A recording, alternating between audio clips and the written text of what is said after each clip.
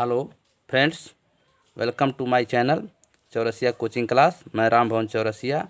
आज आपको अपना मोस्ट इम्पॉर्टेंट टॉपिक अपभ्रंश और अवहट्ट भाषा से संबंधित कुछ बहुत ही महत्वपूर्ण वस्तुनिष्ठ प्रश्न बताने वाला हूं, जो टेट, सीटेट, सुपर टेट आदि परीक्षाओं में पूछा जाता है। और उन्हीं से मैं ये प्रश्न लिया भी हूं। तो कहानी जैसे हमने आपको सुना ही दिया है, अपभ्रंश भाषा अवहट्ट भाषा का पूरा व्याख्या कर दिया है।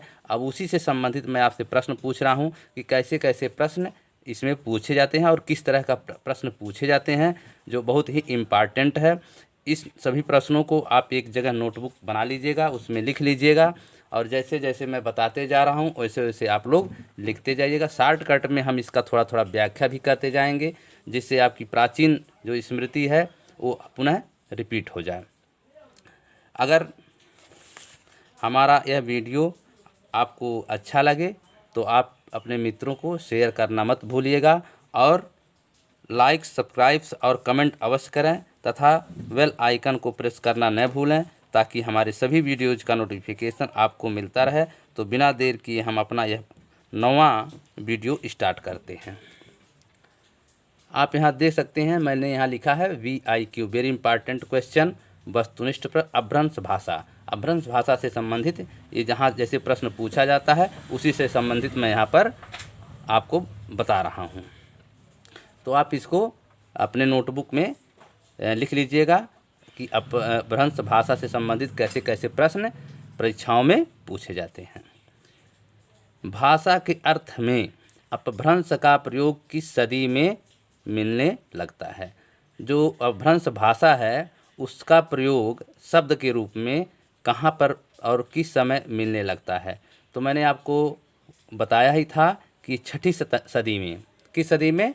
छठी सदी में अपभ्रंश शब्द का प्रयोग मिलने लगा था, जो स्वयंभू कवि के द्वारा हुआ था। किस ग्रंथ में? परमचयु में। ठीक है, आगे का प्रश्न देखिए।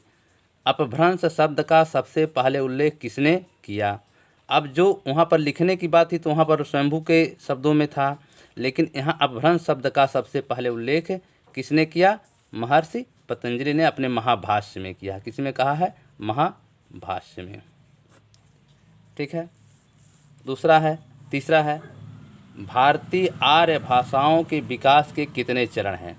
जो हमारी भारतीय आर्य भाषा मतलब प्राचीन आर्य भाषा है, यहाँ पर हमारी जो प्राचीन आर्य भाषा थी उसको कितने चरण में बांटा गया है, कितने मुख्य चरण में बांटा गया है? तो यह 3 चरण में बांटा गया है, मैं आपको बता चुका हूँ। यहाँ आप देख सकते हैं, देखिए यहाँ पर है प्राचीन भारतीय आर्य भाषा आदिकालीन। तो पहला है प्राचीन आर्य भाषा, उसके बाद मध्यकालीन आर्य भाषा, और तीसरा है आधुनिक आर्य भाषा। चौथा प्रश्न है अपभ्रंश की उत्तरकालीन अवस्था का क्या नाम है? अपभ्रंश की उत्तरकालीन अवस्था का नाम। अब अपभ्रंश की उत्तरकालीन अवस्था का नाम क्या है? तो इसका मतलब ये हुआ, उत्तर माने होता है बाद। यहाँ देख सकते हैं, उत्तर माने होता है बाद। ठीक है, 2 उत्तर होता है, एक उत्तर होता है दिशा और एक उत्तर होता है बाद। तो उत्तरकालीन मतलब उत्तरकालीन माने अपभ्रंश भाषा के बाद की भाषा। ठीक है, तो आप यहाँ देख सकते हैं, पहले क्या आया है? पाली, उसके बाद प्राकृत, उसके बाद अपभ्रंश, उसके बाद क्या आया है? अवहट्ट आया है। क्या आया है? अवहट्ट। ठीक है, तो यहाँ पूछ रहा है अपभ्रंश भाषा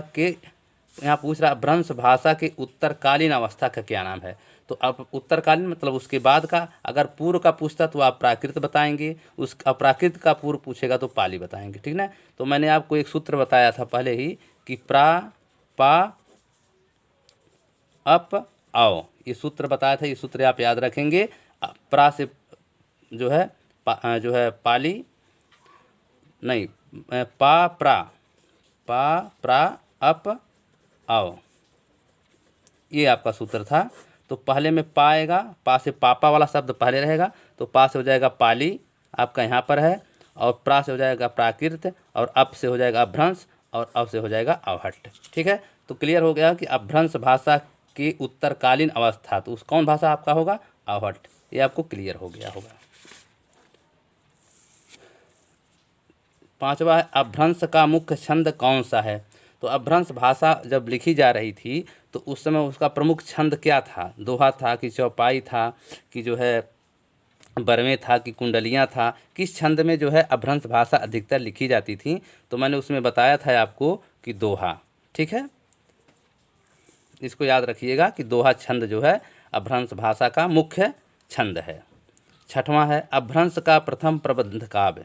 अपभ्रंश भाषा का जो प्रथम प्रबंध काव्य था तो कौन था? भविष्यत कहा। कौन था? भविष्यत कहा। मैंने आपको याद कराया था कि भविष्यत कहा धनपाल, भविष्यत कहा धनपाल, मतलब ये किसकी रचना है? धनपाल की है। आपको याद कराया था कोई ऐसा जो उसके माता पिता थे वो बार बार उस जो है किसी लड़के की पढ़ाई लिखाई के देख करके भविष्यवाणी करते थे कि जाओ तुम बेटा आगे बढ़कर तुम धनी होगे। तो ये भविष्यवाणी कौन किया था? उनके माता पिता और उनके गुरुओं ने किया था।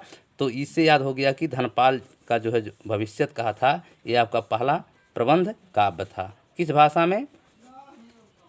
अपभ्रंश भाषा में। ठीक है, अब आगे का प्रश्न देखिए। अपभ्रंश के शब्दों में किस वर्ग की ध्वनियों की बाहुल्य है? ठीक है, जो अपभ्रंश की भाषा लिखी जा रही थी तो उस समय कौन सी ध्वनियों का अधिकता थी? बाहुल्य मतलब अधिकता, किसकी अधिकता थी?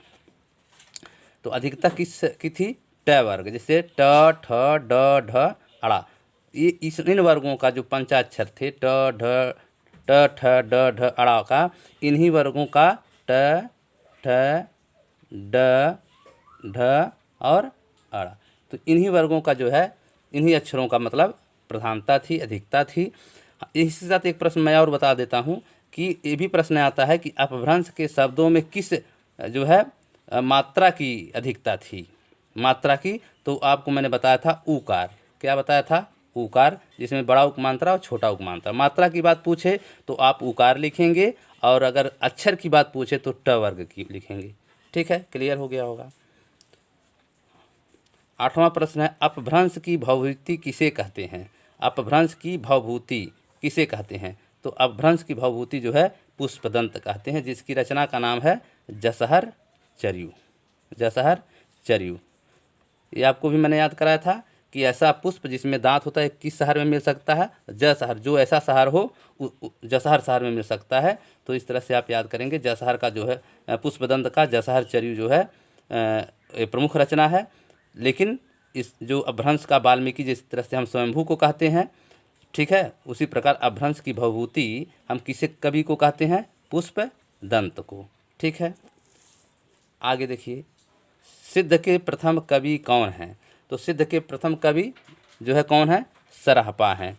आपको याद कराया था कि सरहपा कड़हपा, जिसमें दोनों में पापा आता है, तो दोनों की जो रचनाएं हैं जैसे सरहपा और कड़हपा, कड़हपा, ये दोनों पापा जो आ रहा है अंत में, ये पापा से मतलब आप समझ लीजिए कि दोनों जो रचना, इन दोनों कवियों की जो प्रमुख रचनाएं थीं वो सिद्धों की रचनाएं हैं। तो लेकिन उसमें जो है सरहपा प्रथम है और कड़हपा बाद में है। तो जो सिद्ध की प्रथम कवि कौन होंगे? सरहपा होंगे। तो सरहपा मतलब सर से ही ऊपर आएगा, तो उसके बाद नीचे आएगा, तो सर से आप पकड़ लीजिएगा, सिर से सरहपा जो है सिद्धों के प्रथम कवि थे। ठीक है, आगे देखिए। अपभ्रंश का प्रथम कवि कौन है? तो मैंने आपको पहले ही बता चुका हूँ कि अपभ्रंश का प्रथम कवि किसे माना जाता है? स्वयंभू को माना जाता है। स्वयंभू का जो रचना है वो कौन है? पयुम चर्यू है। ठीक है, इसको ज़्यादा मैं व्याख्या नहीं करूँगा। ठीक है, क्योंकि आप जानते ही हैं कि स्वयंभू जो है एक नाम ब्रह्मा जी का है, और ब्रह्मा जी जो है पृथ्वी पर जब आए होंगे तो पहले ओम का उच्चारण किए होंगे। उसी तरह जो अपभ्रंश के प्रथम कवि हैं स्वयंभू जी, इन्होंने पयुम बोला होगा। ओम के जगह क्या बोला होगा? पयुम बोला होगा। और चर्यू ने चरित्र की रचना की है। तो अपभ्रंश का प्रथम कवि कौन होंगे? स्वयंभू कवि।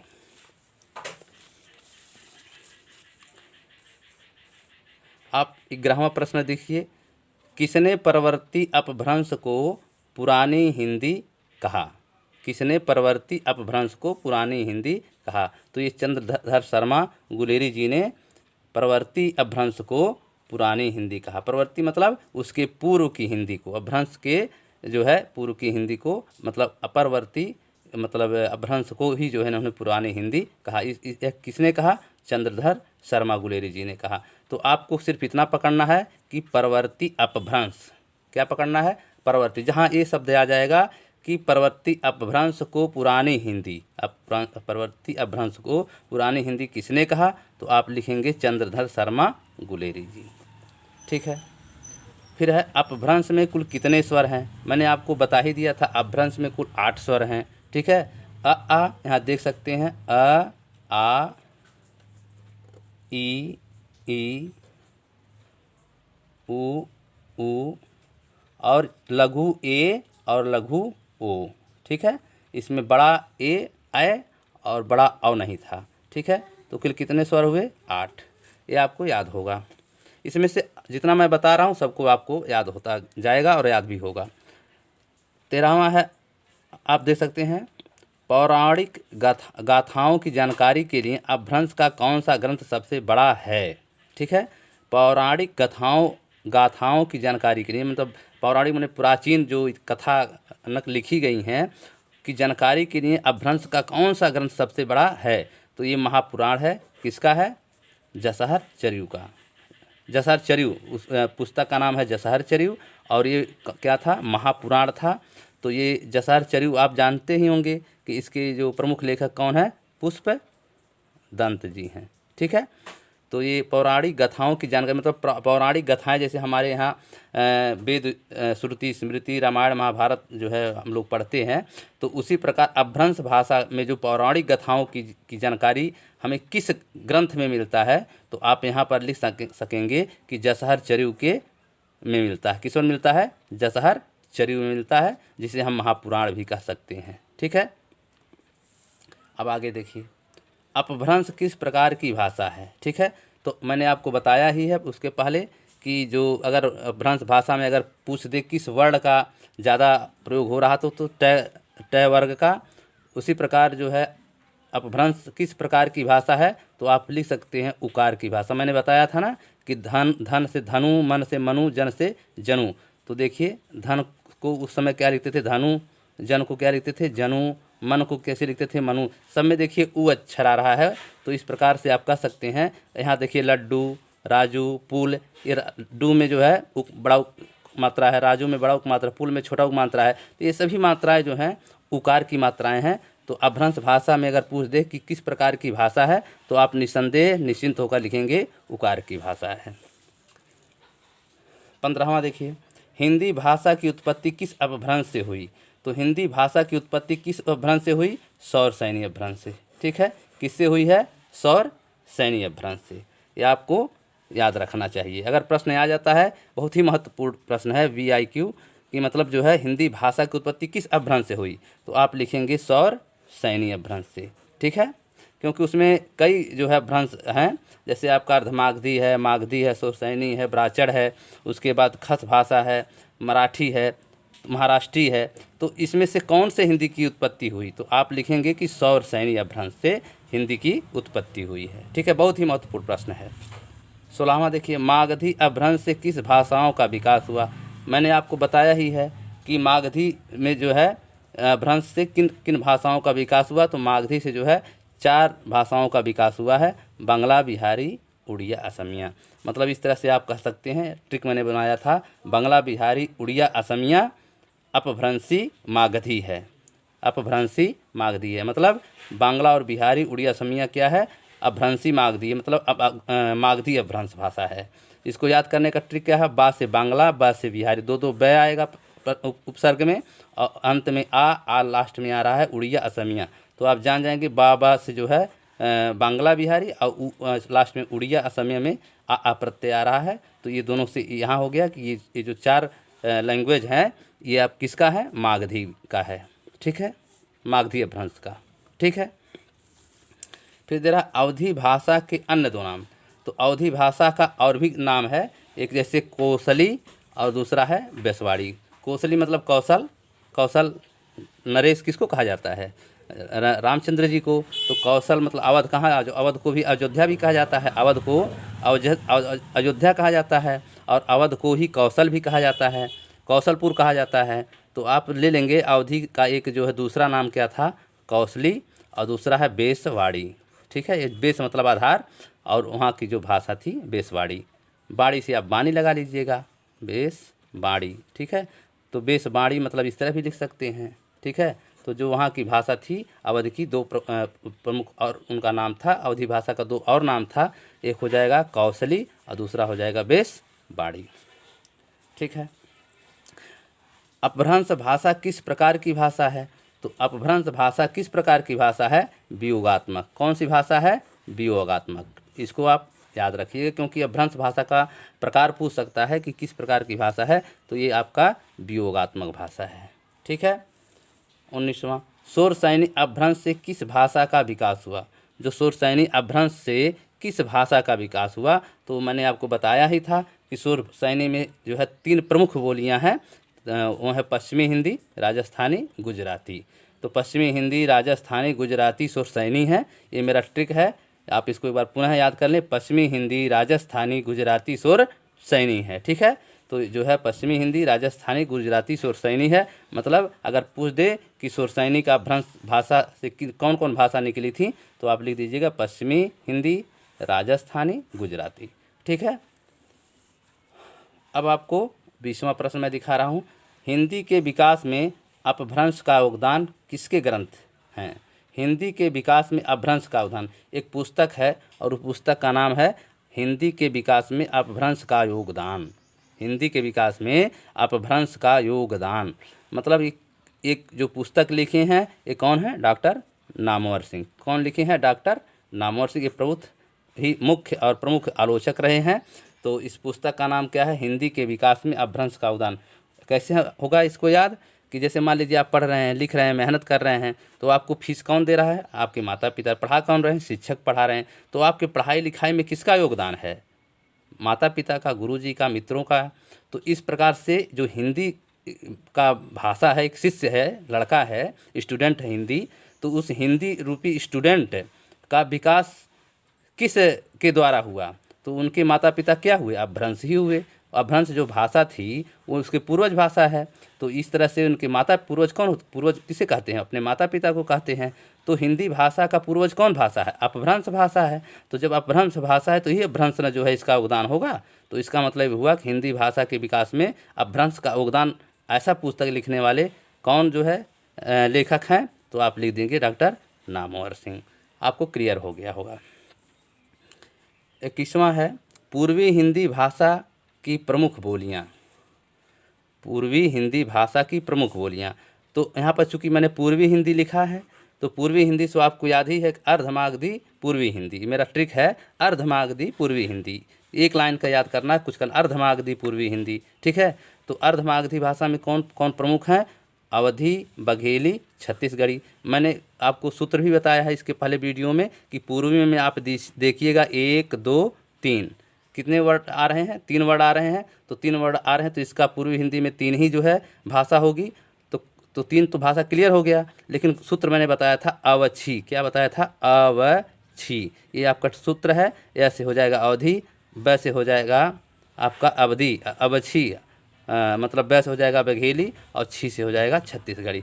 इसको मतलब एक तरह से और याद करने के लिए तरीका है, जैसे कोई आदमी को खांसी जुकाम आ रहा है, तो जो है इसमें कोरोना काल भी चल रहा है, तो लोग डर जाते हैं कि अभी यह छींक न दे, मतलब अभी यह कहीं छींक न दे। इस नाते लोग डरते हैं कि अगर छींक देगा तो हमको भी कोरोना हो जाएगा। इस नाते वो कह रहा है अब छी, मतलब यहाँ देखिए अब मतलब अभी, और कहीं यह छींक न दे। अब छी मतलब कहीं अभी यह क्या करे? छींक न दे। तो इस तरह से याद कर लीजिएगा। अब छी मतलब डर रहा है आदमी कि अब छी मतलब कहीं अभी छींक न दे वो। तो अब छी से मतलब आप ले लीजिएगा ऐसे अवधि, वैसे बघेली, और छी से छत्तीसगढ़ी। ठीक है। 22वां है पश्चिमी हिंदी भाषा की प्रमुख बोलियां। पश्चिमी हिंदी भाषा की प्रमुख बोलियां क्या थीं? तो इसको मैंने भी बताया है। इसको आपको मैंने बताया था, याद करने की ज़रूरत नहीं है। मेरा जो ट्रिक याद रखेगा उसको तुरंत ही बताएगा। अब यहाँ आपको कुछ नहीं करना है, आप पश्चिमी शब्द बस लीजिए। क्या शब्द लेंगे? पश्चिमी शब्द लीजिए। और पश्चिमी में देखिए प स च मी 4 वर्ड हैं और 2 मात्रा है। छोटी की मात्रा और बड़ी की मात्रा, कुल 6 अक्षर हुआ।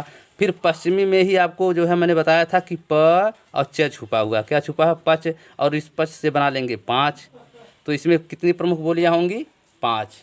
देखिए पश्चिमी में आप जब लिखेंगे तो प और च 2 आ रहा है ना, प और च 2 आ रहा है, तो ये प च से आप 5 बना लीजिएगा। जैसे पंच मारते हैं लोग, ठीक है, जैसे कहीं मारने को होता है तो पंच मारते, तो पंच में क्या होता है, 5 उंगलियां की मुट्ठी होती है, वो बंद होता है।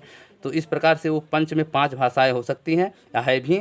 तो लेकिन मैंने इसका एक ट्रिक भी बनाया था जो बहुत ही बढ़िया ट्रिक है कि जब ये 5 क्लियर हो गया, पश्चिमी हिंदी में कितनी प्रमुख बोलियां हैं, 5 ही हैं, और पंच से जो है 5 बन गया, तो अब हमको याद करना है कि वो प्रमुख बोलियां कौन थी। तो जो है एक ट्रिक है, बम्बू कहाँ खड़ा। तो बम्बू कहाँ खड़ा में आप आ जाएंगे कि जो है, देखिए आपको मैं यहाँ दिखा दे रहा हूँ। देखिए ये आपका हो गया पश्चिमी हिंदी की प्रमुख बोलियां। तो आपका बम्बू कहाँ खड़ा, बम्बू कहाँ खड़ा, ठीक है। तो आपका इस ब से हो जाएगा ब्रजभाषा, अब बू से हो जाएगा बुंदेली, और क से हो जाएगा कन्नौजी, और हाँ से हो जाएगा हरियाणवी, और ख से हो जाएगा खड़ी बोली, ठीक है। इसी प्रकार जो है पूर्वी हिंदी का भी देख लीजिए। पूर्वी हिंदी की प्रमुख भाषाएं बोलियां यहाँ देख सकते हैं। तो मैंने आपको बताया है अब मतलब अभी, और क्या करेगा, छींक देगा, ठीक है। तो अब से हो जाएगा, यह से हो जाएगा अवधि, और ब से हो जाएगा बघेली, और छी से हो जाएगा छत्तीसगढ़ी। कहीं कहीं अवधि भाषा को बघेली भी भाषा भी कहते हैं, बघेली भाषा भी, ठीक है।